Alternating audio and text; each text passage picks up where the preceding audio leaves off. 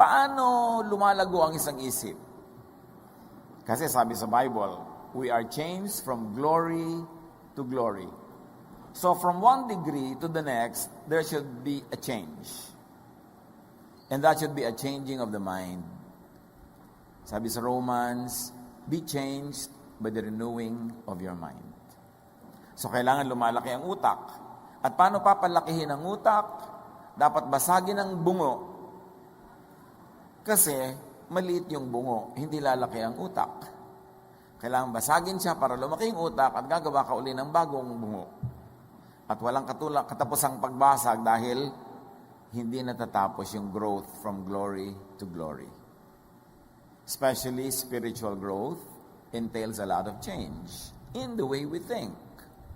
At lahat ng mga dakilang panahon sa kasaysayan ng sangkatauhan, dakila yon because it is a time of going out of boxes. Lahat ng mga himagsikan, mga revolusyon, pagpapalit ng gobyerno, lahat ng mga scientific breakthrough, it entails going out of an old box to get into yet another space that will become another box, and then to get out of it again when you grow. Kaya ganoon ang ibig sabihin ng growth. Kaya pag tinignan natin kung may koleksyon tayo ng mga sinuot nating sapatos mula pagkabata, napakarami natin pinagkalakhan. Na kung ayaw mo nang umalis dun sa size na yon, matutulad ka sa mga sinaunang Chinese ladies, na ang sapatos nila, bakal, hindi lalaki ang paa nila. So, ganun din ang utak. Pag hindi tayo willing mag-change, we will never grow. Meanwhile, there is so much of God to know. There is so much of God to know beyond religion, beyond tradition, beyond even religious verses. Genesis 3:1. Now the serpent was more crafty than any of the wild animals the Lord God had made. He said to the woman, "Did God really say, 'You must not eat from any tree in the garden'?" So the sentence or the question has two parts. Yung tunay na tanong, did God really say that you must not eat from this tree? And the other part is, did God really say? At yan ang ating susuriin ngayon at i-apply sa ating buhay. Did God really say? It is important to ask. When a preacher preaches, you ask, did God really say that? Baka guni-guni. Baka nagkariringgan, o baka mali. When a teacher teaches, when verses speak, you always say, did God really say? Father, give us your wisdom. We seek your teaching. We want to hear your voice. Be our preacher, be our speaker. Lead us unto greater knowledge of you. In Jesus' mighty name. Now, God said some things about some prophets. What God said about some prophets and what those prophets said are very, very interesting. Deuteronomy 18:20. There is a prophet who presumes to speak in my name anything I have not commanded him to say. So sa simula pa lang sinasabi ng Diyos, hindi ko mo propeta, hindi ko mo nandiyan sa loob ng mga dalanginan ninyo, celebrated, kilala, talagang sinasabi ko ang sinasabi niya, merong invento lang nila. Deuteronomy 18:22, if what a prophet proclaims in the name of the Lord does not take place or come true, that is a message the Lord has not spoken. The prophet has spoken presumptuously, do not be afraid of him. Dahil wala siyang authority at hindi siya kinakasihan ng Diyos. So words not of God could come from self-appointed prophets. Hindi galing sa Diyos, self-appointed lang yung prophet, ni hindi nga siya tinawag na maging prophet. Or words not from God could come from only by imaginative and manipulative writers, editors, redactors, translators, publishers. Kaya pag nagbasa kayo ng iba't ibang version ng Bible ngayon, iba't ibang publishing houses, iba-ibang religious group ang nag-sponsor, may mga variances ng shades of meaning. Kaya may mga version na very conservative when it comes to, let's say, women and sex. Meron namang very conservative when it comes to priestly powers, Kasi may kani-kanyari mga agenda ang mga versions. Kaya maganda binabasa mo lahat kung kaya mo sana. At least 3. Hindi loyalista ka sa isa lang. Kasi may mga agenda yan. Deuteronomy 6:1, the Lord told me to give you these laws and teachings so you can obey them in the land He is giving you. This is Moses. Moses assigns to himself the authority to speak for God. Of course, he says God said it, but no one verified it. And everybody took it at face value for generations. Meanwhile, meron naman mga nagtuturo, tulad ni Paul, may disclaimers. Marami siya niyan. Halimbawa, 1 Corinthians 7:12, sabi niya, I say this, I, not the Lord. May ibibigay si Pablong teaching, pero sabi niya, ako lang may sabi nito, hindi ang Diyos. So, ibig sabihin, hindi lahat ng sinasabi niya, ipinapasabi ng Diyos. Pero at least, sinasabi niya. 1 Corinthians 7:25, I don't know anything the Lord said about people who have never been married, but I will tell you what I think. Again, sabi ni Pablo, wala naman ako alam na teaching ng Diyos tungkol sa mga virgins, sa mga unmarried, sa mga single. Pero, sasabihin ko na lang sa inyo ang opinion ko tungkol dyan. Again, nilagyan niya ng label. 2 Corinthians 11:17, in this self-confident boasting, I am not talking as the Lord would, but as a fool. Again, Paul speaking. So, dito sa aking mga ipinagyayabang na ito, hindi ako nagsasalita tulad ng kung paano magsasalita ang Diyos. Nagsasalita lang ako bilang isang hangal na nagyayabang. Sabi niya. Kaya lang, hindi naman lahat na inutos ni Paul at tinuro, nilagyan niya ng label na ako lang may sabi nito, hindi ang Diyos. So, tulad sa sinabi niya, gusto ko ang lahat ng babae, mahaba buhok. Hindi niya sabing, fashion statement ko lang yan. Wala siya sinabing ganon. So, manghuhula ka. Ano ba to? Doktrina forever and for all or paglang bagay o paglang kapakipakinabang? Pag sinabi niyang dapat ang mga babae magbembelo, dapat ang mga lalaki maiksi ang buhok, ang babae mahaba, wala siyang sinabi kung galing yun sa Diyos o galing sa Kanya. At so far, siya lang ang isang very honest among the writers to say na may mga sinasabi siya hindi talaga galing sa Diyos. Papaano kung ang sinusunod mong utos ng isang propeta, una, fake pala yung propeta. Second, yung sinasabi pala niya, hindi naman galing sa Diyos. Tapos buong buhay, hirap na hirap ka sa pagsunod, di ba lugi ka nun? Kaya mahalagang isipin at itanong, sabi nung ahas, did God really say that? 1 Kings 13:18, the old prophet answered, I too am a prophet, as you are. And an angel said to me, by the word of the Lord, bring him back with you to your house so that he may eat bread and drink water. He was lying. Hindi totoo sinasabi niya. Kasinungalingan. Pero prophet siya. 1 Kings 22:6-8, Ahab sent about 400 prophets and asked, should I attack the Syrians at Ramoth? Yes, the prophets answered, the Lord will help you defeat them. But Jehoshaphat said, just to make sure, is there another of the Lord's prophets we can ask? We can ask Micaiah, son of Imaiah. Ahab said, but I hate Micaiah. He always has bad news for me. So you see, may mga propetang consultant ang king at may mga sweldo lahat yan. So gusto ng king pumunta sa gyera, tinanong niya ang 400 niyang propeta. Chorus lahat sabay-sabay, yes, papapanalunin ka ng Diyos. Siya, teka, para sigurado, wala na bang iba? May natira pa bang dapat tanungin? Sabi nung kausap niya, si Micaiah. Ayoko naman doon laging pinipigil ako. Puro bad news, puro hindi niya gusto ang gagawin ko. So you see, magkasalungat yung mga ideya ng mga propeta. At kung kanino makikinig yung king, mapapahamak siya o mapapabuti. Tulad din natin ngayon. Kung kanino tayo nakikinig na propeta, mapapahamak tayo, mapapabuti, giginhawa o hihirap, sasaya o lulungkot. Pero admittedly, sabi nung hari, ayoko naman sa prophet na yan killjoy. Lahat na lang, sinasabi niya, hindi maganda. So syempre, ang gusto ng mga tao, ang nakapaligid sa kanila, yung yes lang ng yes. Na madalas, ikinakapahamak nila. Isaiah 9:14-16, In one day, he cut off their head and tail, their leaves and branches. The rulers and leaders were the head, and the lying prophets were the tail. They had led the nation down the wrong path, and the people were confused. So isang talinghaga, pinutol dalawang ulot buntot.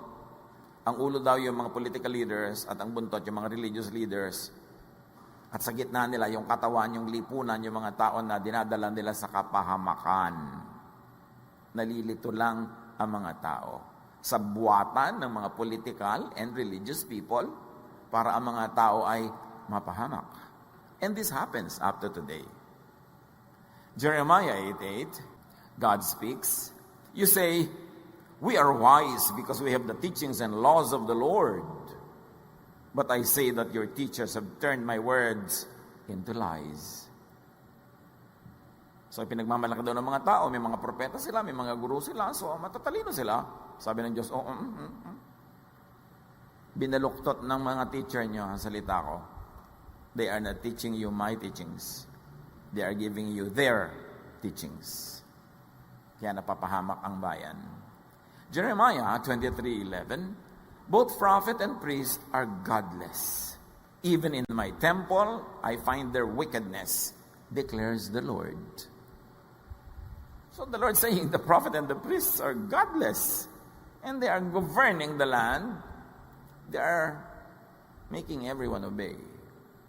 Jeremiah 23:30-32, these unfaithful prophets claim I give them their dreams, but it isn't true. I didn't choose them to be my prophets, and yet they babble on and on, speaking in my name, while stealing words from each other. And when my people hear these liars, they are led astray instead of being helped. So I warn you now that I am now the enemy of these prophets. I, the Lord, have spoken. And we can go on and on. If you're going to read your scripture, busit na busit ang Diyos sa mga propetang yan. Ang dami nilang mga itinurong baluktot tungkol sa Diyos, sa relihiyon, hindi nila ipinapakilala ang tunay na Diyos. Sinasabi natin, God made man in His image, but religious people make God in their image. So ang mga conservative at stricto mga priest, ang pinapalabas nila ang God ay conservative at stricto. Yung may mga political agenda na religious leaders, pinapalagay nila na kampe sa kanilang politics ang Diyos. Umiimbento sila ng imahe ng Diyos ayon sa kanilang sariling imahen. They project on God their own fantasies, their own teachings, their own ideas, and make God seem to have said those things so people will obey.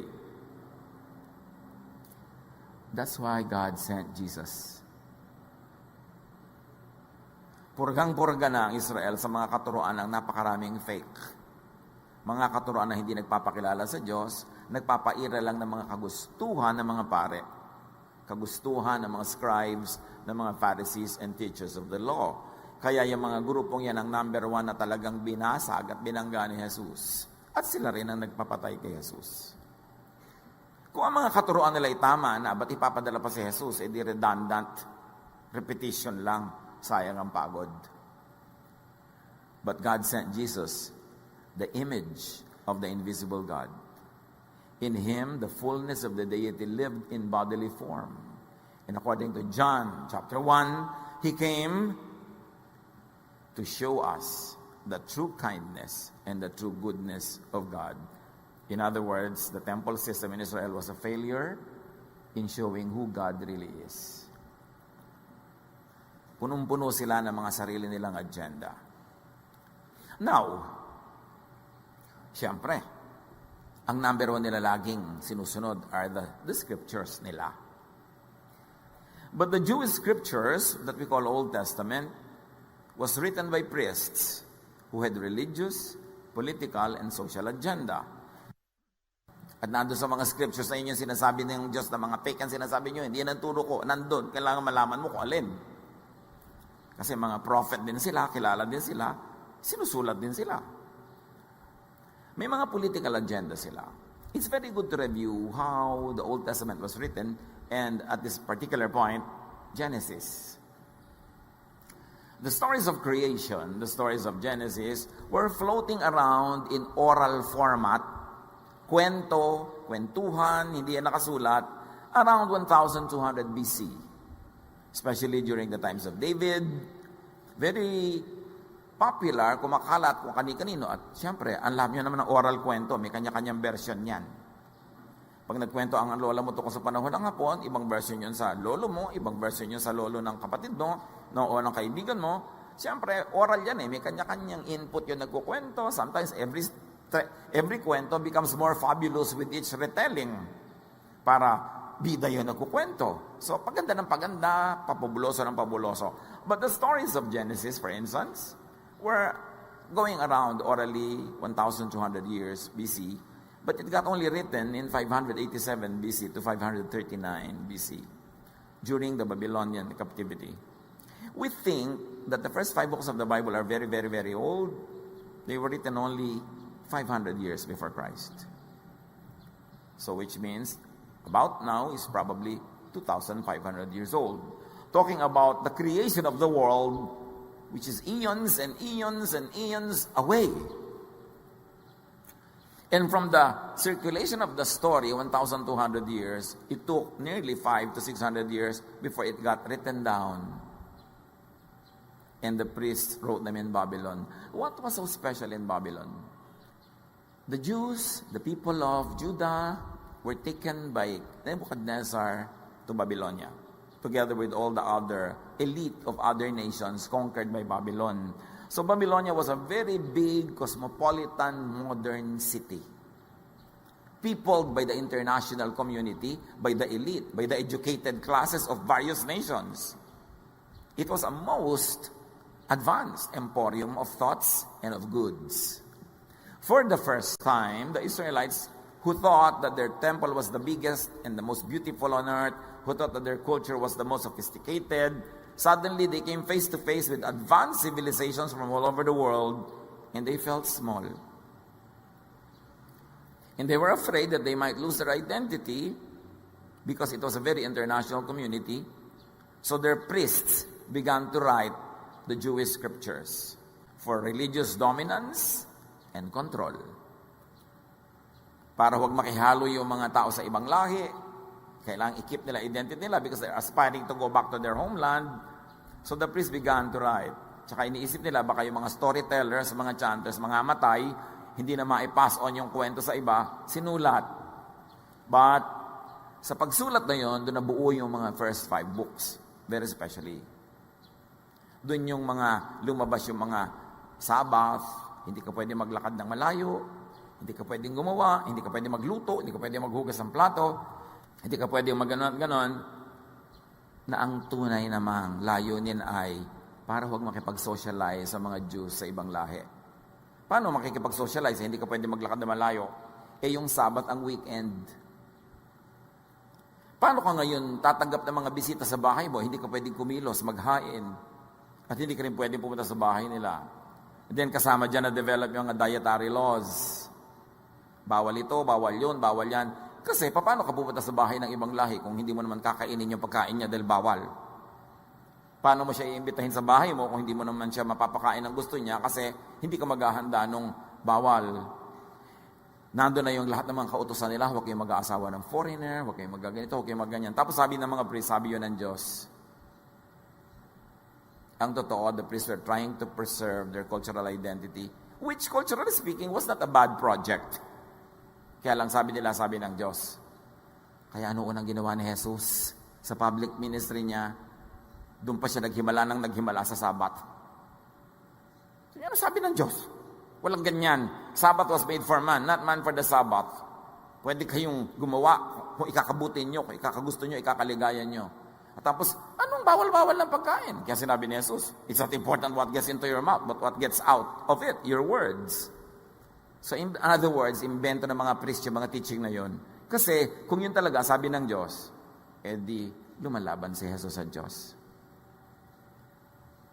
Pero dahil pinawalan ni Jesus yung mga tao doon sa mga laws na yon, ibig sabihin, hindi naman talaga galing sa Diyos.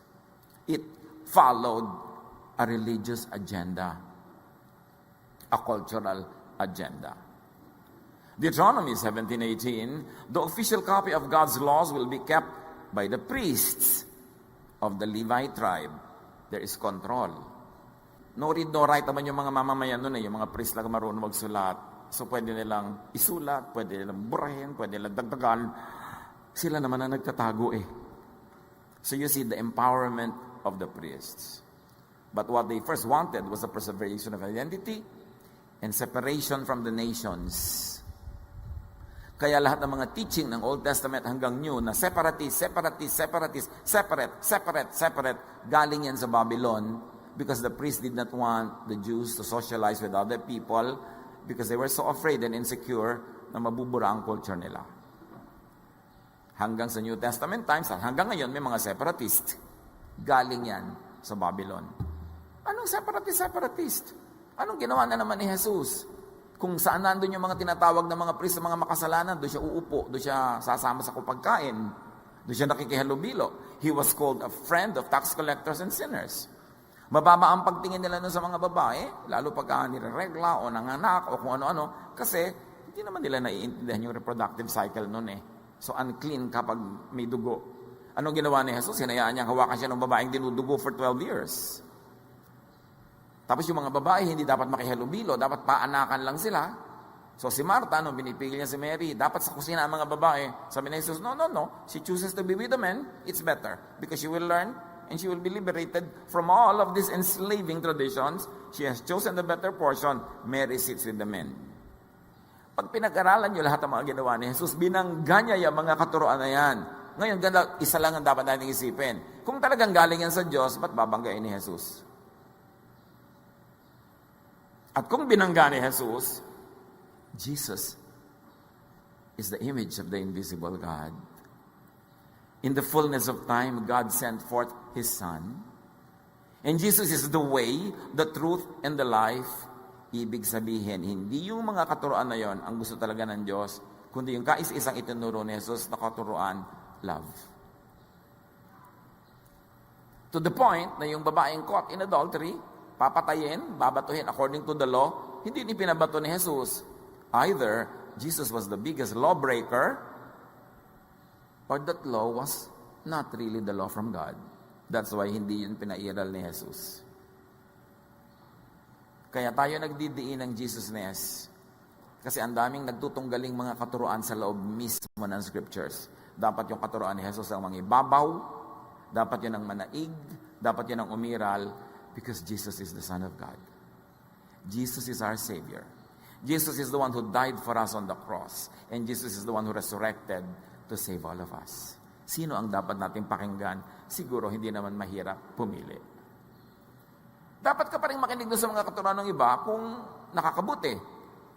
Pero optional na lang yan. Hindi yan must. Yung mga katuruan ni Jesus ang must. Because He is the way. He is the truth. He is the life.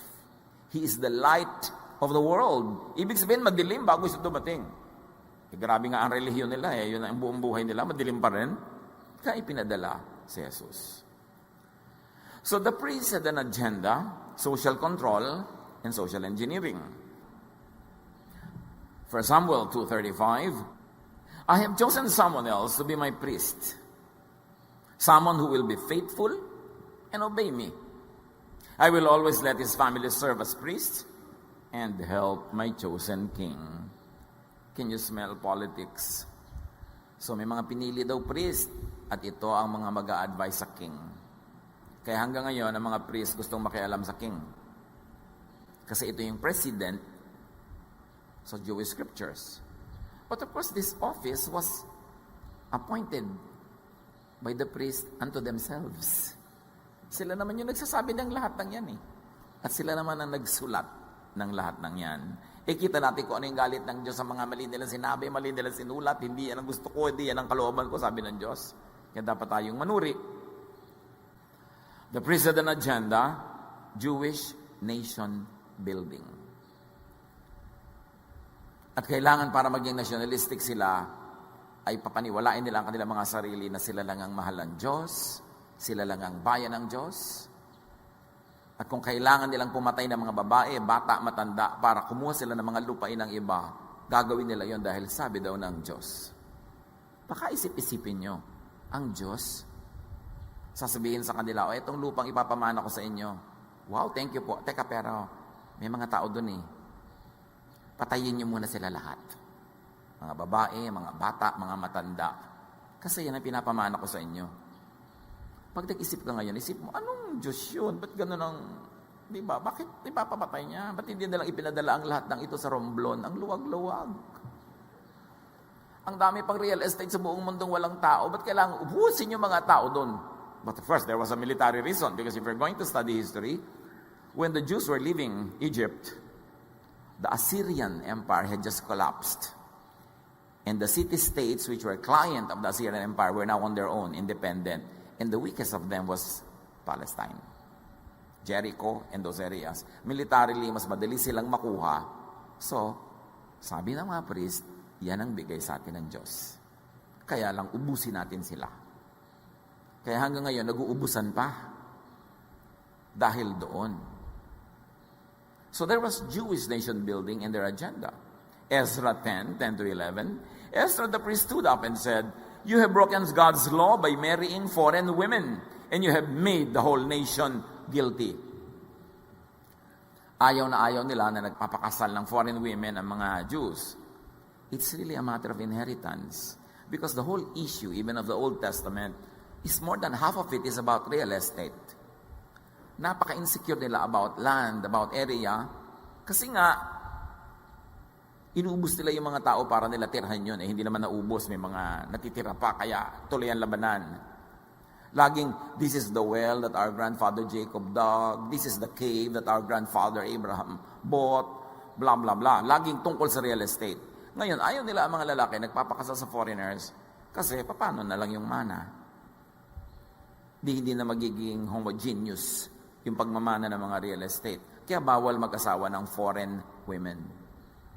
Tayo lang dapat. Atin lang ito. Atin lang ang Diyos. Kaya biniligtad lahat yan ni Jesus. Ano sabi niya? Go, preach the good news in Jerusalem. Okay, Jews pa rin ang nandun. In Judea. Okay, Jews pa rin. In Samaria. Ay, teka, mga halo-halo nang nandyan. And to the ends of the earth. Binasag ni Jesus yung exclusiveness ng claim nila. Kasi sinabi ni Jesus, ako, ang Ama ay para sa lahat, hindi lang sa inyo. So, preach in Jerusalem, Judea, Samaria, and to the ends of the earth. Ayaw yun ng mga priest kasi gusto nila, sila lang. There was racism. At hanggang ngayon, yung racism, mga religious wars, lipulin sila kasi sabi ng Diyos, lipulin sila kasi kalaban natin sila sa relihiyon, lipulin sila kahit kasi sila ay foreigners. Hanggang ngayon, ang dami pang effect sa atin. Bunga ng mga katuroan na ito. Now you must confess your sins to the Lord God of our ancestors and obey Him. You see, a few men marry foreign women, pero sabi ni Ezra, you have made the whole nation guilty. Nagkasala yung konti, lahat guilty na talaga. Kaya ngayon, marami ring mga Christians, pag umulan, pag lumindol, pag bumagyo, may repentance party sa Luneta. Kasi nagkasala ang mga kababayan natin, idolatro sila, kasi ganun sila. So magre-repent tayo para sa buong nation. Ilang libong repentance gathering na ang attendan nyo at nakita natin. Pero bagyo pa rin ang bagyo. Natural, dahil bumabagyo talaga. Nagkaka-drought talaga, nagkakabaha, kasi yun ang nature's law. Pero laging mag-repent tayo, mag-repent. Kasi ito yung may repentance gathering, may repentance party, may prayer for the nation, may mga religious leaders na umaakyat sa entablado, sila yung sumisikat, sila yung nakikinabang sa malalaking event because that empowers them. Pag pinag-aralan natin yung mga ganyan, dapat natin sinusuri. Kasi ano ba naging effect na talaga ng kadadasal lang? Kaya maraming tao lagi sa Luneta, sa Quezon Memorial Circle. Ganun pa rin, babagyo pa rin, lilindol pa rin. Kasi yun ang likha ng nature, na nilikha ng Diyos. Huwag ka na lang tumira sa mga gilid ng ilog para di ka anurin. Yung mag-ingat ka, magtanim tayo ng mga puno para hindi maubos ang tubig sa Angat Dam, para hindi tayo nagda-drought. Hindi nadadaan yan sa kadadasal sa Luneta. Although hindi masama magdasal. Pero kung nagdasal ka lang, wala kang ginawang reforestation, tree planting, to respect nature, magic ang hinihingi mo nun. Sabi sa verse 11, divorce your foreign wives and don't have anything to do with the rest of the foreigners who live around here. So ano mangyayari? May mga anak na sila, di bali na mawala sila ng mga magulang kasi lang ayaw ng mga priest that they marry foreigners. Kaya yung mga masyadong mahilig dito sa mga Jewish scriptures, hanggang ngayon, they separate families on account of race. Ganyan ang mga issue sa mga immigration. Ganyan ang mga issue sa mga pagtataboy sa mga refugee. Buhay na buhay pa ang bunga ng lahat ng ito. Lalo sa mga napakasidhi sa pagsunod sa verses. Exodus 34, 27 to 28. Then the Lord said to Moses, write down these words, for in accordance with these words I have made a covenant with you and with Israel. Moses was there with the Lord 40 days and 40 nights without eating bread or drinking water. And he wrote on the tablets the words of the covenant, the 10 commandments. So again, that commandment will rule their lives. It will rule their lives. Deuteronomy 4 to 8. No other nation, no matter how great, has laws so just as those that I have taught you today. Sabi ni Moses, walang bayan, gaano man kadakila, ang may batas na hihigit sa ating mga batas. Tapos sabi ni Jesus sa John 5:45, lost ba ka mo? Don't think that I will be the one to accuse you to the Father. You have put your hope in Moses, yet he is the very one who will accuse you. Words of Jesus. Sabi niya, huwag niyong isipin na ako mang-uusig sa inyo sa harap ng Ama. Hindi ko kayo usigin, tinatanggap ko nga kayo, minamahal ko kayo. Kung may uusig sa inyo, walang iba kundi si Moses. Kung may magpapasama sa inyo, yung mga law, kasi wala naman kayong papasahan sa law na yan eh. Iko-condemn kayo ng lahat ng law niya kasi hindi nyo kayang sundin yan. So kung merong magko-condemn sa inyo, don't think it will be me, sabi ni Jesus, it will be your very Moses. Si Jesus, kaya nila pinatay. Pinapalaya niya yung mga tao sa mga laws, sa mga teachings ng priests and the leaders of ancient Israel. Malalim ang usapin. Hindi pwede mga pakyot-pakyot lang sa mga Sunday school at mga Bible study kung gustong lumago ang pagkaintindi kay Jesus at sa Diyos. At kung gusto nating maintindihan kung bakit sa kabila ng walang katapusang Bible study, aral, worship, marami pa rin sa mga Kristiyano, mga buwisit ang ugali. Mga chismosa, mga utangera, mga hindi nagbabayad, mga mahilig manira. Yung kahit serve ka ng serve, pag nagkamali ka, lalapain ka nila. Yung, bakit ganun tayo? Kasi nga, dadalawang loob tayo kung Jesus o Moses yan eh. Sino ba talagang nag-ahari sa ating isip? Mambabato ba tayo tulad ng gusto nila according to the law? O sabi ni Jesus, kung walang kasalanan, di yun ang bumato. O di walang nang bato. Dapat malinaw na malinaw sa atin yan. Moses or Jesus? Hindi masama si Moses. Moses served his purpose for Israel at a certain time. Pero yun bang mga laws niya at mga sinasabi niya para sa lahat ng tao, sa lahat ng oras, talagang hindi ka pwedeng kumain ng alamang, hindi ka pwedeng kumain ng hito dahil sabi ng Leviticus. Ang dami nila mga laws na pangkanila noon dahil kailangan nila. Pero 1,000 taon na ang lumipas. Panahon pa lang ni Jesus, sinasabi na niya, si Moses ang magpapabagsak sa inyo. Kasi ang mga standard niya, hindi nyo kayang sundin. Kaya ako dumating para iligtas kayo dyan. Akala ng iba, inililigtas lang ni Jesus ang mga tao sa impyerno. Inililigtas niya una na ang mga tao sa law. Because the law condemns and the condemnation is hell. Dapat malinaw. What Jesus said about what some prophets, priests, Pharisees, and the teachers of the law said, God said. Baka nalilito na kayo dyan. Anong sabi ni Jesus tungkol sa mga sabi ng mga tao na sabi daw ng Diyos? He replied, Isaiah was right when he prophesied about you, hypocrites. Kausap niya, religious leaders. As it is written, these people honor me with their lips, but their hearts are far from me. They worship me in vain. Their teachings are but rules taught by men. You have let go of the commands of God and are holding on to the traditions of men. Sabi ni Jesus, tama si Isaiah, noon pa, bistado na niya kayo. Tama ang sinabi niya tungkol sa inyo. Diyos kayo sa bibig lang, pero sa puso hindi. Ang pagsamba niyo, wala katuturan. Kasi ang mga itinuturo niyo, invento niyo lang. Hindi galing sa Diyos. Ang umiiral sa inyong buhay, hindi ang kalooban ng Diyos, kundi ang mga tradisyon ng mga conservative priests. Itinatali kayo, kaya hindi kayo makawala. Kaya ang pangako ni Jesus, bibigyan ko kayo ng kapahingahan. Kapahingahan mula sa relihiyon na sobrang pagpapahirap sa inyo. Acts 17:11, si Pablo nagtuturo. Now the Berean Jews were of more noble character than those in Thessalonica, for they received the message with great eagerness and examined the scriptures every day to see if what Paul said was true. So si Paul, sinusuri nila. Hindi sila lulon ng lulon. Although syempre, ang panuri nila yung scripture, they had nothing else in their hands. And the words of Jesus at that time were not yet written. So sinusuri nila, totoo ba pinagsasasabi ng taong ito? The idea here is that dapat nanunuri ka sa sinasabi ng kahit sino. Do this with Paul and everyone and everything else. Manuri.